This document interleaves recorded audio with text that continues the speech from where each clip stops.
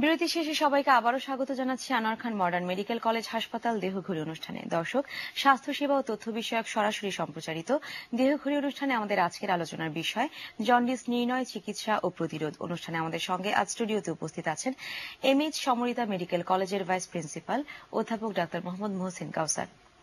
Sir, আমরা jaundice নিয়ে কথা বলছিলাম। বিরতিতে যাবার আগে আমরা দর্শকের একটি ফোন নিয়েছিলাম, এই বিষয়ে আপনার কাছে জানতে চাইব। ভাইরাস সি যদি হয়, ভাইরাস সি দ্বারা ইনফেক্টেড হলে 90% ক্ষেত্রে কিউর হয় না।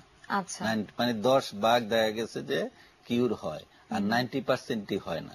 তো এই ক্ষেত্রে আর এই যে ইন্ট্রাইউটেরাইন ফিটাল ডেথ, যেটা বাচ্চা মারা গেছে, এটা অন্য কারণে মারা যাইতে পারে।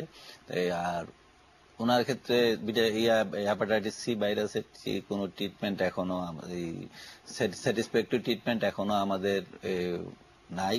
তো এই ক্ষেত্রে আপনি আমাদের দর্শককে কি পরামর্শ দেবেন? পরামর্শ তাহলে এক্সাইটিং যে ফ্যাক্টর গুলো আছে, যেটা যেই কারণে এটা ডিজিজটা এই অ্যাগ্রাভেট করতে পারে, কি কি কারণে বাড়তে পারে, যেমন আছে এই অ্যালকোহল খাইলে লিভার হেপাটোটক্সিক।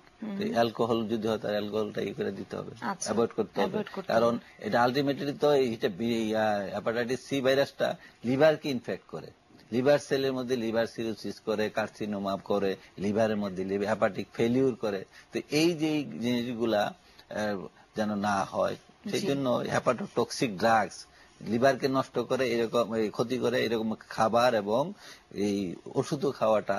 আচ্ছা, যেহেতু আমরা একজন গর্ভবতী মায়ের কথা জানলাম, তাই আমি এই কথা ধরে বলতে চাচ্ছি যে গর্ভবতী একজন মায়ের জন্ডিস না হওয়ার জন্য কি কি সাবধানতা অবলম্বন করা উচিত?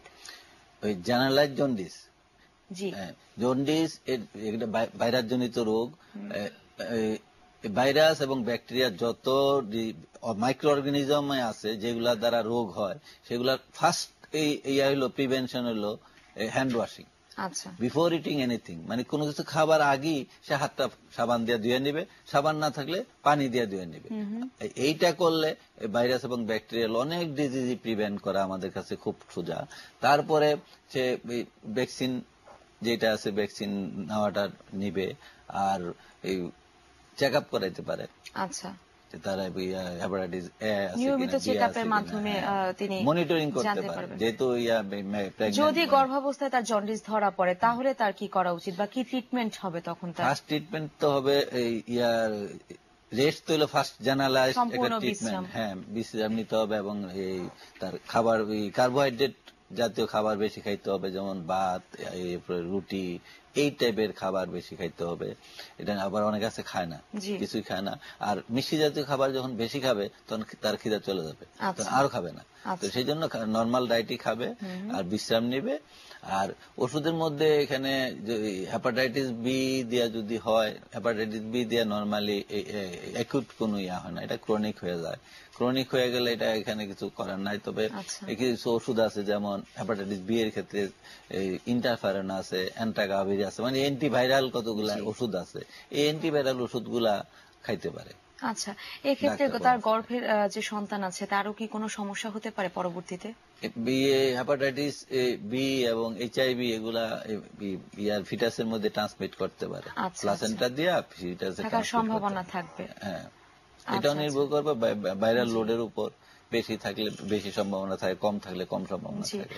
আপনি হেপাটাইটিস সি এর কথা বললেন যে এক্ষেত্রে স্যাটিসফ্যাক্টরি কোনো চিকিৎসা এখন পর্যন্ত আসেনি। হেপাটাইটিস বি এর ক্ষেত্রে আপনি কি বলবেন? হেপাটাইটিস বি এর কি কোনো চিকিৎসা আছে? হেপাটাইটিস বি এর এই মেডিসিনাল ট্রিটমেন্ট যেটা আছে, আমি বললাম যে অ্যান্টিভাইরাল যে যেমন ইন্টারফেরন আছে, অ্যান্টাগাভির আছে, এডিপুরিন আছে, এই রকম কয়েকটা অ্যান্টিভাইরাল এজেন্ট আছে যেগুলা হেপাটাইটিস বি এর ক্ষেত্রে এখন ন্যাশনাল এবং ইন্টারন্যাশনালি ব্যবহার হয়। আচ্ছা আচ্ছা, আমরা হেপাটাইটিস বি নিয়ে আরো কথা বলবো, তার আগে একটা ফোন নিয়ে নিচ্ছি। হ্যালো দর্শক, কোথা থেকে বলছেন এবং আপনার নাম এবং বয়স বলে সংক্ষেপে প্রশ্নটি করুন। হ্যালো। হ্যাঁ, হ্যালো, আমি সাইফুল ইসলাম, আমার বয়স 30। জি, আমার 10 বছর আগে জন্ডিস হয়েছিল। এখন আমার লিভারের প্রবলেম। লিভারের কি কোনো চিকিৎসা আছে? আর আমি কি কি খাওয়া দাওয়া করে লিভার ভালো থাকবে? দর্শক, আপনার লিভারের প্রবলেম, আপনার কি সমস্যা হচ্ছে? আমার ডাইনফ্যাক্টার দেখা করে সব সময়। আচ্ছা দর্শক, আপনাকে অনেক ধন্যবাদ আপনার প্রশ্নের জন্য। দর্শক, আপনার লিভারের প্রবলেম, অ্যাকচুয়ালি লিভারে কি প্রবলেম সেটা আপনি যদি কাউকে কোনো ওই স্পেশালিস্ট ডাক্তার গ্যাস্ট্রোএন্টারোলজিস্ট দেখায় থাকেন তাইলে ঠিক আছে, নতুবা আগে আপনি এক্সক্লুড করেন যে আপনি এটা লিভারের প্রবলেম না ডিউডিনাল আলসার না ওই অ্যাসোসিয়েট অন্য কোনো ওই জায়গার এটা কোনো রোগ, ওইটা আগে আপনার দেখতে হবে। আর লিভারের এই যদি আপনি ডিজিজ বলেন তো লিভার ডিজিজের এই ইনভেস্টিগেশন গুলো আপনি আগে করেন, লিভার ফাংশনটা করেন, লিভার ফাংশন টেস্ট করেন, ব্লাড টিসিডি সিএসআর হিমোগ্লোবিন পার্সেন্টেজ করেন, আলট্রাসাউন্ড করেন, এগুলা করে আপনি দেখেন। আর ভাইরাস গুলা এক্সক্লুড করেন, হেপাটাইটিস এ ভাইরাস আছে কিনা, বি ভাইরাস আছে কিনা, সি ভাইরাস আছে কিনা, এই ভাইরাস গুলো আগে টেস্ট করে আগে দেখেন আছে কিনা, তারপর আপনি বলেন যে আমার লিভার ডিজিজ আছে। আচ্ছা দর্শক, আপনাকে অনেক ধন্যবাদ আপনার প্রশ্নের জন্য। স্যার, আমরা আরেকটা ফোন নিয়ে নিচ্ছি। হ্যালো দর্শক, কোথা থেকে বলছেন এবং আপনার নাম এবং বয়স বলে সংক্ষেপে প্রশ্নটি করুন। হ্যালো, ওয়ালাইকুম আসসালাম। বলেন। আমি বলছি বারবার থেকে। জি দর্শক। বাচ্চার বয়স 6 বছর। তো আমার বাচ্চাকে এর আগে জন্ডিস টিকা দেওয়া হয়নি, এখন কি জন্ডিস টিকা দিতে পারবো? এখন বাচ্চার বয়স 6 বছর 1 মাস। আচ্ছা দর্শক, আপনাকে অনেক ধন্যবাদ আপনার প্রশ্নের জন্য। স্যার, আপনার কাছে জানতে চাইবো, যেহেতু 6 বছর হয়ে গেছে, আপনি যে শিডিউলটা ছিল শিডিউলটা তো অলরেডি ফেল করে ফেলছেন। এখন আপনার যে মন্দের ভালো যে জিনিসটা আছে সেটা আপনি হয়তো করতে পারেন, সেটা আপনি করতে পারেন ওই শিডিউল অনুযায়ী। এছাড়া আপনার এমন কিছু করণীয় নাই, তবে ভ্যাকসিনটা নিয়ে রাখাই ভালো। আচ্ছা দর্শক, আপনাকে অনেক ধন্যবাদ আমাদেরকে ফোন করার জন্য। স্যার, আমাদের অনুষ্ঠানের সময় অত্যন্ত সীমিত, আমি খুব সংক্ষেপে আপনার কাছে জানতে চাইবো যে জন্ডিস প্রতিরোধের জন্য আপনি আমাদের দর্শকদেরকে কি পরামর্শ দেবেন? জন্ডিস প্রতিরোধ প্রথম হলো অ্যাওয়ারনেস, স্বাস্থ্য সচেতনতা। স্বাস্থ্য সচেতনতার মধ্যে হলো যেমন এই হ্যান্ড ওয়াশিং, কোনো কিছু খাবারের আগে এই হাতটা ওয়াশ করে নেবে, এবং যদি ব্লাড পেশেন্ট হয়, ব্লাড দরকার হয়, ব্লাড স্ক্রিনিং টেস্ট গুলা দরকার হলে নিজের পয়সা করে নেবে। কারণ অনেক অনেক ডোনার আছে যে যারা ওই ব্লাড ডোনেশন ব্লাড সেল করে, এরা স্ক্রিনিং গুলা হয়তো বা করে না। যদি না করে তাহলে এটার রেজাল্ট কিন্তু পেশেন্ট সাফার করতে হবে। সেই জন্য আমি মনে করি যে রুগীকে নিজের দায়িত্বশীল হইয়া একটুটা যদি আর্থিক অ্যাবিলিটি থাকে তাহলে নিজেরা টেস্ট করে নেওয়া ভালো। স্ক্রিনিং টেস্ট গুলা ভাইরাস আছে কিনা এগুলা টেস্ট করে নিবে। আর যে খাবার কন্টামিনেটেড ফুড, এটা তো রুগী আর জানবে না যে কোনটা কন্টামিনেটেড কোনটা তবে দূষিত পানি, যেটা যেমন নদীর পানি সরাসরি খাওয়া উচিত না। টিউবওয়েল পানির মধ্যে যদি যে কোনোভাবে কন্টামিনেটেড হয়ে যায়, ট্যাপের পানিতে হয়, তাহলে এটা তার কিছু করার থাকে না, ওইটা খাইতে হবে। তো ফিল্টার করে নেওয়া ভালো, ফুটাই নেওয়া ভালো। সবচেয়ে সেফ এন্ড লেস ইফেক্টিভ হলো, লেস কস্টলি হলো পানি ফুটাইয়া খাওয়া। তো ফুটাইয়া খাওয়ার নিয়মটা হইতেছে যে আপনার বয়লিং এর পর থেকে মিনিমাম আধা ঘন্টা ফুটাবে। অনেকেই করে কি কম হিট দিয়া এই গ্যাসের চুলা বসায় রাখে, ওইটাতে কিন্তু হবে না, কোনো ব্যাকটেরিয়া তো ভাইরাস এগুলো মরবে না।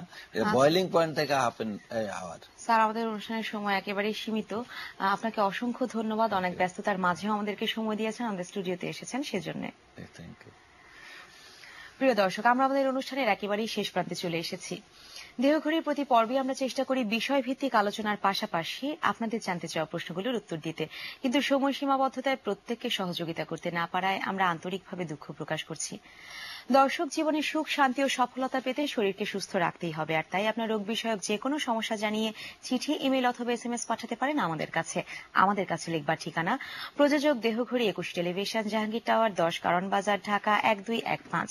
Email dehoghori@21-tv.com। আর SMS করতে DGH স্পেস আপনার নাম স্পেস আপনার প্রশ্ন লিখে পাঠিয়ে দিন 6969 নম্বরে। এছাড়া অনুষ্ঠান সম্পর্কে আপনার কোনো মতামত জানাতে ভিজিট করুন www.21-tv.com এই ঠিকানায়। আগামী অনুষ্ঠান দেখার আমন্ত্রণ জানিয়ে আজকের মতো এখানেই শেষ করছি। রোগমুক্ত, সুস্থ ও সুন্দর থাকুন। ধন্যবাদ সবাইকে।